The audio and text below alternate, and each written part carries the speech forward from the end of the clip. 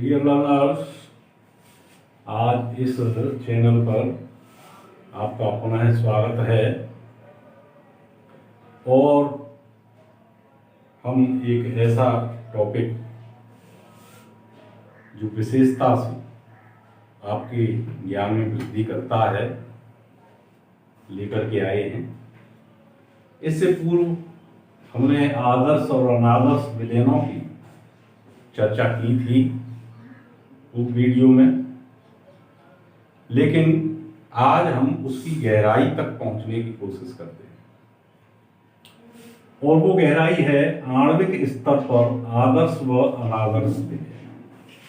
आणविक स्तर पर आदर्श व अनादर्श विलयन हम कैसे पहचाने, क्या होता है आणविक स्तर पर जिससे वो आदर्श और अनादर्श की कैटेगरी में आते हैं। देखिए, ये आप जानते हैं कि जो विलयन प्रत्येक सांद्रण पर राउल्ट के नियम का पूर्ण पालन करते हैं वो आदर्श विलयन कहलाते हैं, आइडियल सॉल्यूशन कहलाते हैं। लेकिन कोई भी आइडियल सॉल्यूशन नहीं है, लेकिन लगभग आइडियल हैं, लगभग आइडियल विलयन है। तो लगभग आइडियल विलयन कौन से होते हैं?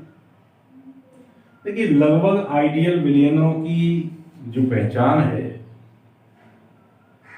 वो भी हम लेंगे।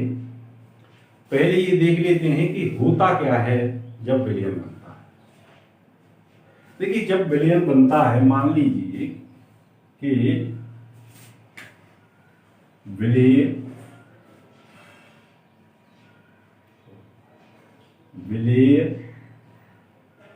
प्लस विलायक चेंज इन विलयन,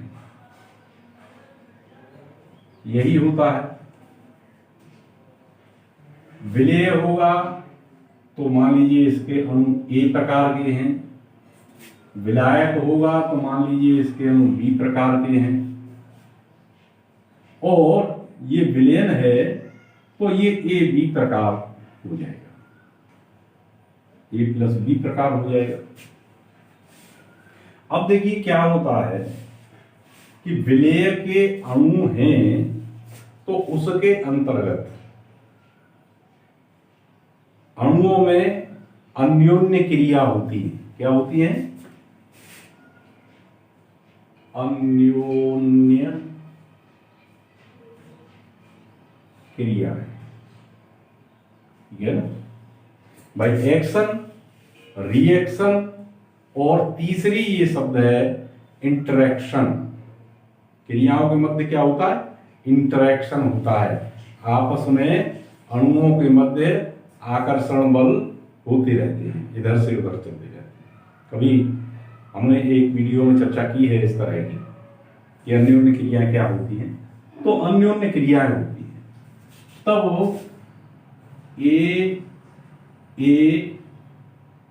के मध्य आकर्षण बल लगेगा, बी के मध्य आकर्षण बल लगेगा, और यहां ए बी के अणुओं के मध्य अंतः आकर्षण बल लगते हैं।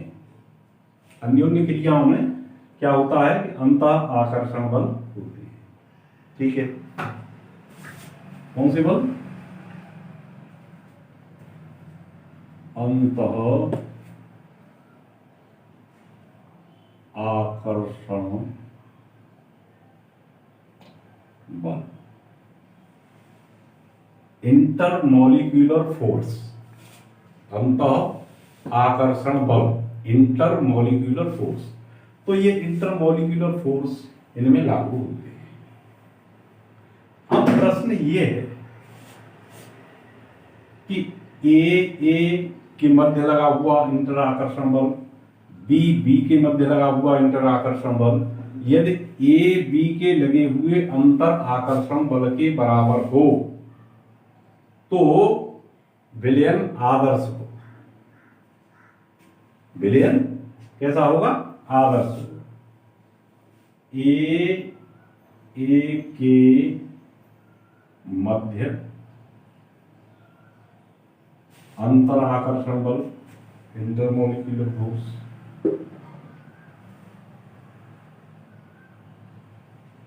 अंतर आकर्षण बल व बी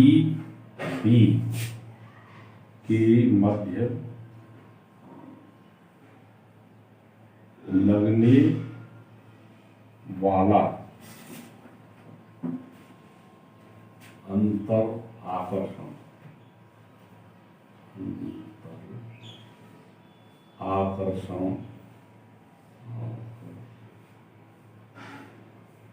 अंतर आकर्षण बल जब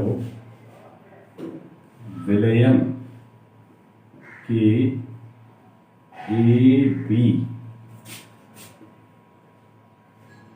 अणुओं के मध्य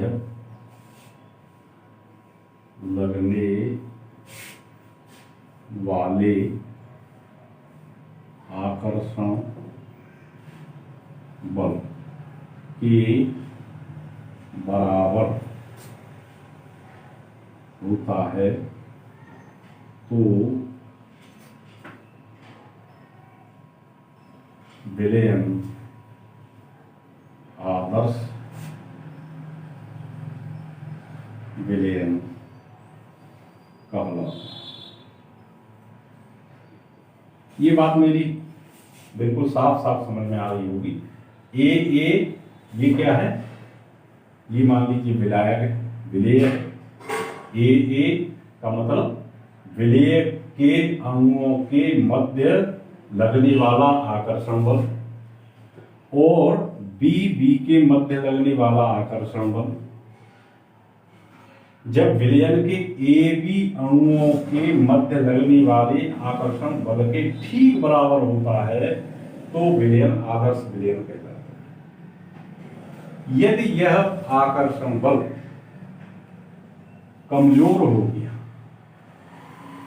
आप बात समझ ली कि आकर्षण बल यदि ये कमजोर हो गया, मान लीजिए ए और बी के मध्य लगने वाला जो अंतर आकर्षण बल है, अंतर आणविक आकर्षण बल है, वो यदि कमजोर पड़ गया, कम रह गया, ठीक है ना, ये ए बी के मध्य लगने वाला जो आकर्षण बल है वो ए और बी के मध्य लगने वाली आकर्षण बल से कम हो गया, तो उस स्थिति में हमारा जो विलयन है वो राउल्ट के नियम से धनात्मक विचलन पैदा करने लगेगा, ठीक है।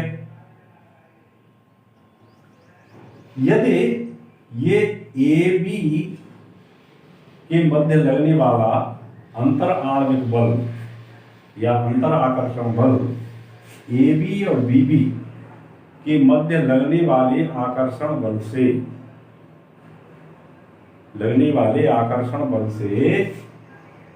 ये अधिक हो गया।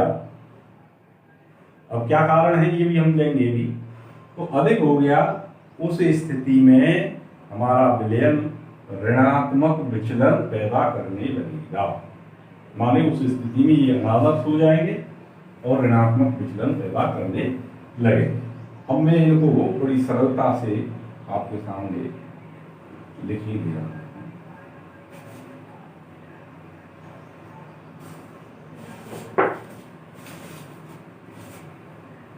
यदि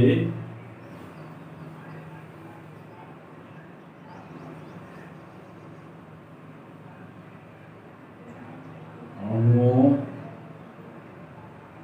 के मध्य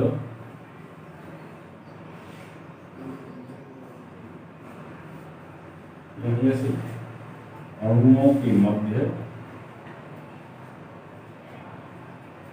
लगने वाले इंटरमोलिक्यूलर फोर्स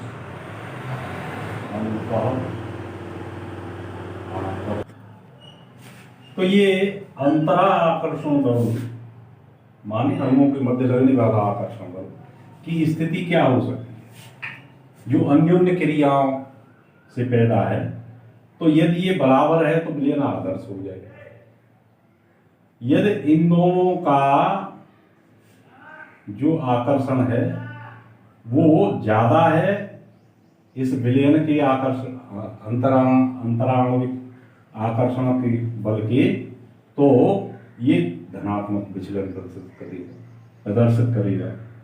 और यदि ये बल विलयन के अंतर आणविक बल से कम रह जाता है तो ये ऋणात्मक विचलन प्रदर्शित करेगा। ये आदर्श और अनादर्श की स्थिति है।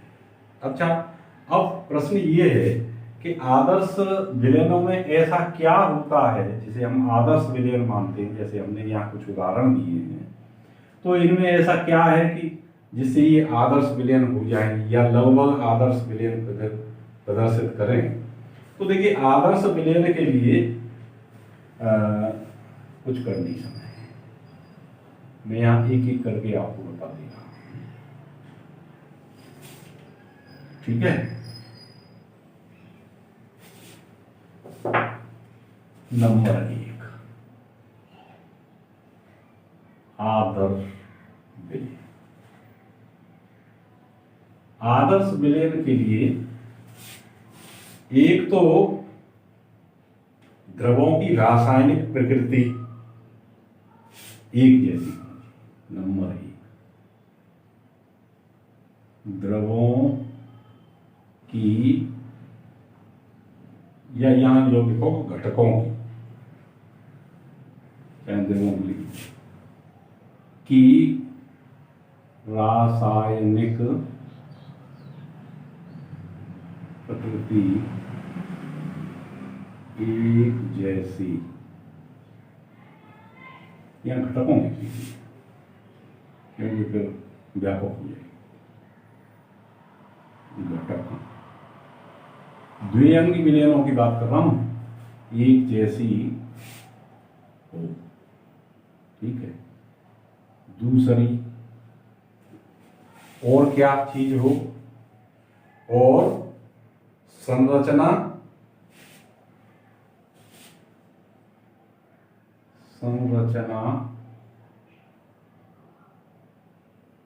एक जैसी हो।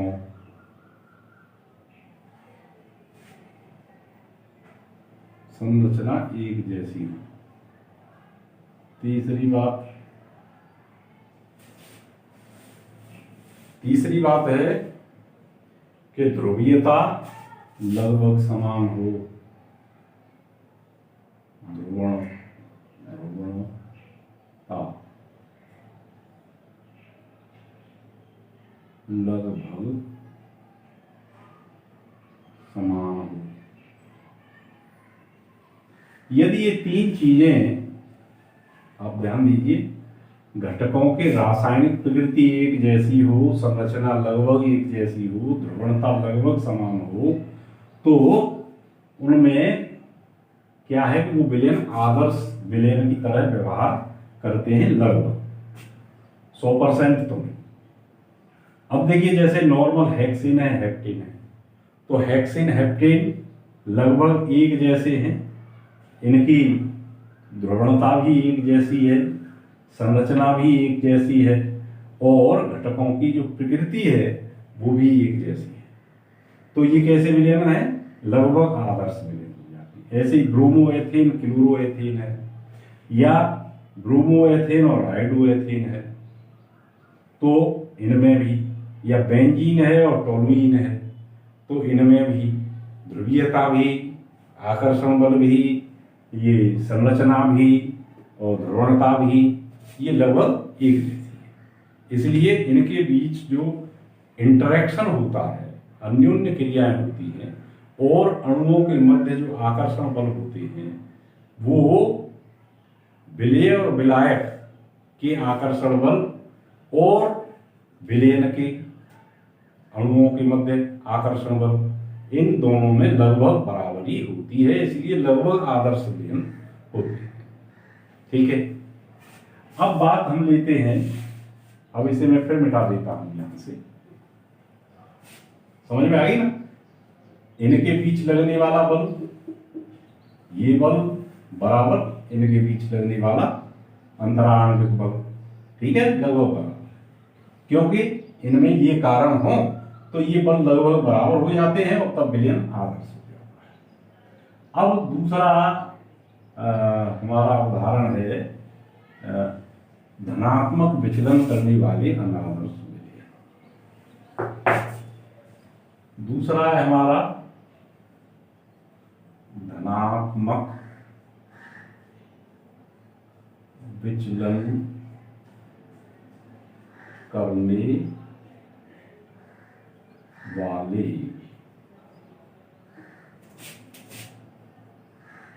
अनादर्श विलयन। अब देखिए इन विलयनों में क्या कारण होता है इसलिए ये बल बदल जाते हैं। तो एक तो ये है कि इनकी ध्रुवीयता में अंतर होता है, इनकी ध्रुवता में अंतर, नंबर एक, इसे यहां नंबर दो, नंबर एक ध्रुवता में अंतर, ठीक है। दूसरा ध्रुवता में अंतर है, दूसरा हाइड्रोकार्बन श्रृंखला की लंबाई में अंतर, हाइड्रोकार्बन श्रृंखला की लंबाई में अंतर, एक ये कारण है। दूसरा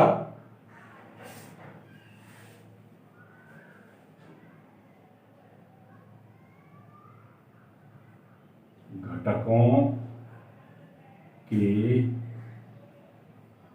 अणु, घटकों के अणु या अणुओं में वियोजित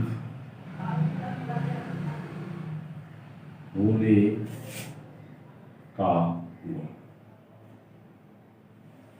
अब देखिए क्या है कि जो धनात्मक विचलन पैदा करते हैं उनमें जो अंतराण्विक बल हैं, अंतराण्विक बल हैं ए और बी, ये बल, इन बलों, ये बल इनसे कमजोर पड़ जाता है।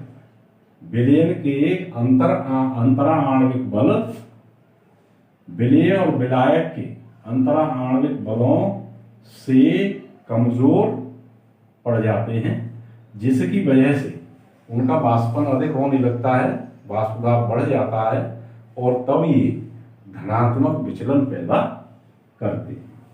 अब देखिए कैसे, जैसे मान लीजिए कि हमारा एथिल अल्कोहल और एसीटोन है, ठीक है। अब एथिल अल्कोहल में अंतर, अब जैसे मान लीजिए हमारा ये C2H5OH है, अब इसका एक दूसरा अणु भी है C2H5OH, ठीक है। तो अब क्या होता है कि इनके मध्य ये क्या बन जाता है, हाइड्रोजन बंध, हाइड्रोजन बंध बन जाता है, ठीक है। तो इनके मध्य जो आकर्षण बल लग रहा है, अब होता क्या है कि जैसे ही हम इसमें एसीटोन मिलाते हैं तो क्या होगा, ये हाइड्रोजन बंध समाप्त हो जाएगा और इनके बीच में एसीटोन के अणु आ जाएंगे, जैसे C2H5OH। अब यहाँ हाइड्रोजन बंध लगा हुआ है, लेकिन इसके बीच में क्या आ गया, फिर हमारा आ गया Ac2, CH3CO CH3 और फिर यहाँ C2H5OH, ठीक है ना। ये बात समझ में आ गई। तो क्या है कि ये हाइड्रोजन बंध टूट जाता है, ये फिर आपस में अलग अलग हो जाते हैं, वियोजित हो जाते हैं। तो इनका जो आकर्षण बल है वो इनके आकर्षण बल से कम हो जाता है। माने विलयन के अणुओं के मध्य अंतरा आणविक बल कम हो जाते हैं और विलय और विलायक के अंतरा आणविक बल अधिक होते हैं। इसलिए ये क्या है कि अनादर्श विलयन बन जाते हैं और धनात्मक विचलन पैदा करते हैं, क्योंकि उनका विपर प्रेशर बढ़ जाता है। ठीक है, वाष्प दाब बढ़ जाता है। ऐसे ही ध्रुवीयता और हाइड्रोकार्बन की श्रृंखला का मामला है। तो ये 3 बातें हैं जिसकी वजह से धनात्मक विचलन पैदा होता है। अब हम लेते हैं ऋणात्मक विचलन वाला। तीसरी बात है हमारी ऋणात्मक विचलन। अब तीसरी बात हम लेते हैं ऋणात्मक विचलन वाले अनादर्श विलयन। ठीक है, और ऋणात्मक विचलन वाले अनादर्श विलयन में हम कारण देखते हैं क्या है। देखिए ए और बी ये जो अंतरा आणविक बल हैं, जब वो विलयन में जाने पर ए बी के मध्य लगने वाले अंतरा आणविक बल माने अन्योन्य क्रियाओं से पैदा होने वाले अंतरा आणविक बल अधिक हो जाते हैं। विलयन में ये अंतरा आणविक बल अधिक है और विलय विलायक का कम है। तो उस स्थिति में क्या है कि हमारी वाष्पन की क्रिया कम हो जाएगी, वाष्प दाब कम हो जाएगा और उस स्थिति में ये धनात्मक विचलन की बजाय ऋणात्मक विचलन पैदा करने लगे। माने राउल्ट के नियम से ऋणात्मक विचलन पैदा करने का। राउल्ट का नियम तो आपको मालूम ही है। जैसे मान लीजिए ये है और इसमें हमारे 2 घटक हैं, ये ए वाला है, ये ए मान लीजिए, इसे बी मान लीजिए और ये वाष्प दाब मान लीजिए, सॉरी इधर मान लीजिए वाष्प दाब। ठीक है, और इधर भी मान लीजिए वाष्प दाब। अब 2 है ये भी। तो अब यहां से ये धनात्मक विचलन पैदा करता है तो इस तरह की स्थिति हो जाएगी। और यदि ये ऋणात्मक विचलन पैदा करता है तो इसके वाष्प दाब की ये स्थिति। ये वाष्प दाब उस स्थिति में है जो राउल्ट का नियम प्रायोगिक आधार पर देता है। ये वाष्प दाब उस स्थिति में है जो हमने वास्तव में नापा है। ठीक है, तो इस तरह से ये हो जाता है। अब इसका कारण क्या है ये हम देखते हैं कि ऐसा क्यों होता है। देखिए ऐसा जब होता है कि प्रबल हाइड्रोजन बंध बन जाए, नंबर 1 हाइड्रोजन बंध का बन जाना। दूसरा हाइड्रोजन या तो अणुओं के मध्य 2 मिलाए, पहले हाइड्रोजन बंध नहीं था और फिर उसके बाद उसमें हाइड्रोजन बंध बन जाए, या उनमें रासायनिक अभिक्रिया हो जाए। रासायनिक अभिक्रिया होना। ठीक है, ये दोनों के मध्य रासायनिक अभिक्रिया हो जाती है तो इसके कारण भी ये बल बढ़ जाते हैं और हमारी वाष्पन की क्रिया कम हो जाती है। माने कि वाष्प दाब कम हो जाती है, तब राउल्ट के नियम से ऋणात्मक विचलन पैदा हो जाता है। अब तीसरी बात ऋणात्मक विचलन के लिए क्या है कि उनमें आपस में समगुणन हो जाए। इससे पूर्व वाले में हमने कहा था वियोजन हो जाए, माने अलग अलग अणु हो जाए। यहाँ समगुणन का मतलब है कि कैसे ही अणु जुड़ जाए, क्योंकि ये अणुसंख्या गुणधर्म है, ये तो आप जानते ही हैं, उनके मूल प्रभाज पर आश्रित है। भाई वाष्प दाब का आपेक्ष अवनमन उसके विलयन के मूल प्रभाज के बराबर होता है। ये राउल्ट का नियम था, आपने पढ़ा है। तो अब क्योंकि अणुओं की संख्या इसमें निर्भर कर रही है, तो संगुणन पर कम हो जाएगी अणुओं की संख्या, और उस स्थिति में उनके बीच जो अन्योन्य क्रियाओं से उत्पन्न अंतरा आणविक बल हैं वो बढ़ जाएंगे, और बढ़ जाने का कारण ये होगा कि उनका वेपराइजेशन कम हो जाएगा, उनका वाष्पन कम हो जाएगा। उस स्थिति में जो हमारा वाष्प दाब है वो कम होगा, और तब हमारा विलयन ऋणात्मक विचलन पैदा करेगा। तो ये 3 काम है। अब जैसे मान लीजिए ये हमारा जल और एल्कोहल, ठीक है। अब जल अलग और एल्कोहल अलग, इनमें जो अंतरा आणविक बल थे इसके मिलाने पर जल और एल्कोहल के मध्य में क्या है, हाइड्रोजन बंध बन जाते हैं, और हाइड्रोजन बंध बनने के कारण ये इस प्रकार की स्थिति पैदा होती है, ठीक है। एक मैं उदाहरण और ले लेता हूं जिसमें एसीटोन और क्लोरोफॉर्म का हमने उदाहरण लिया है, ये देख लेते हैं तो आपको और ज्यादा स्पष्ट हो जाएगा कि मान लीजिए हमारे पास ये एसीटोन है, CH3 C, ठीक है, ये हमारा एसीटोन है। अब इसमें क्लोरोफॉर्म CH नहीं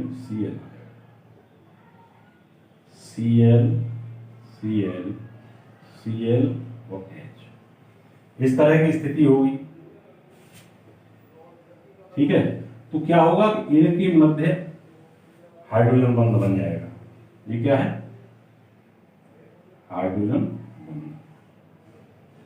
और ये हाइड्रोजन बंध बनने के कारण ये दोनों क्या है, जुड़ेंगे, ठीक है। या फिर जैसे मैंने अभी जल की बात करी है, C2H5OH, ठीक है, और यहाँ H2O है, HOH, ठीक है। तो अब क्या होगा कि इसके मध्य हाइड्रोजन बंध बन जाएगा। ये क्या है, हमारा हाइड्रोजन बंध, ठीक है। तो इस वजह से क्या होता है कि ये ऋणात्मक विचलन प्रदर्शित करते हैं। तो ये मेरे ख्याल से बात आपकी आणविक स्तर पर समझ में आ गई होगी कि किस प्रकार से आदर्श और अनादर्श विलयन व्यवहार करते हैं। एक और यहीं मैं समीचीन समझता हूं इस बात को करना कि स्थिरपाती विलयन क्या होते हैं, एजियोट्रोपिक जो मिश्रण होते हैं वो क्या होते हैं। तो ये भी यहाँ चर्चा करना ठीक ही होगा मेरे ख्याल से। देखिए एजियोट्रोपिक मिश्रण, अब जैसे मैंने किण्वन से प्राप्त एल्कोहल और जल के मिश्रण की बात करी है, तो अब जैसे पहले तो ये समझ लीजिए कि होती क्या है, जब इनके वाष्प दाब दोनों के एक जैसे विलयनों के हो जाते हैं, जैसे मान लीजिए 2 द्रव हैं हमारे पास, एथिल एल्कोहल और जल, तो इनका किसी स्थिति पर जाकर के जब वाष्प दाब एक जैसा हो जाता है तो तब फिर इनको हम अलग अलग वाष्पन के द्वारा नहीं कर सकते। जैसे प्रभाजी आसवन करते हैं तो प्रभाजी आसवन से उसे अलग अलग नहीं किया जा सकता, क्योंकि वहां पर दोनों के वाष्प दाब एक जैसे हो जाते हैं। अब जैसे एथिल एल्कोहल मान लीजिए हमारे पास, अब ये मिटा दिया,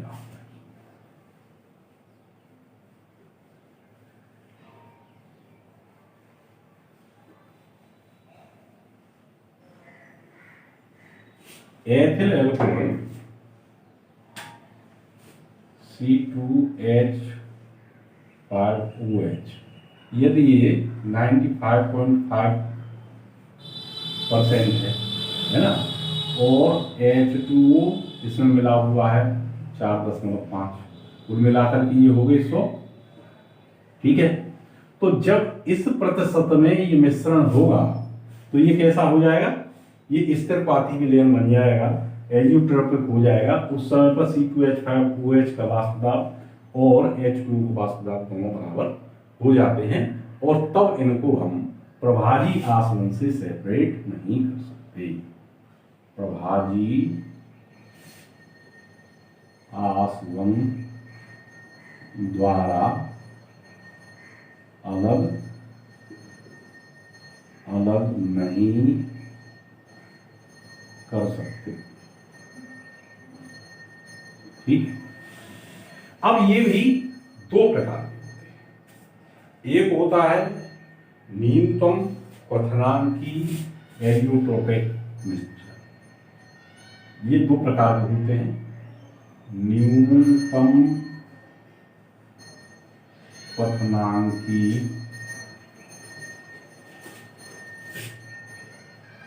स्थिर क्वाथी मिश्रण।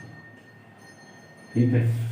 दूसरे होते हैं हमारे, दूसरा होता है अधिकतम क्वथनांकी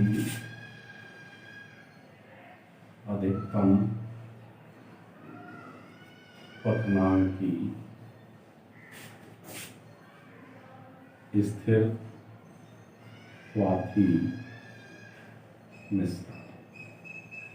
ठीक है।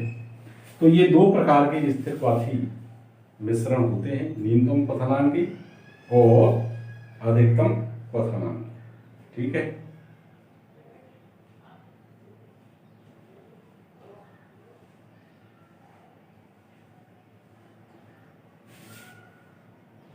अब जो विलयन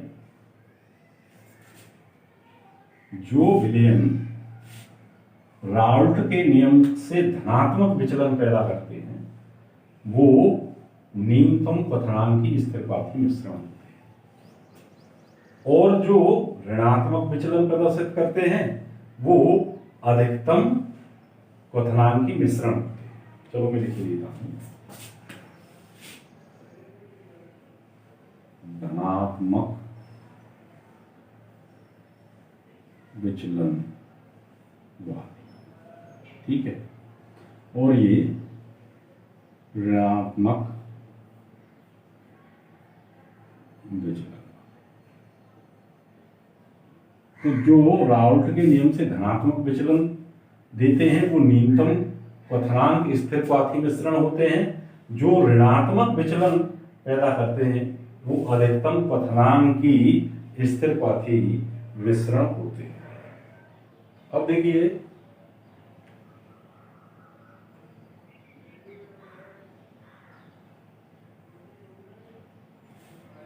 जैसे हमारा ये पहले वाला उदाहरण है, तो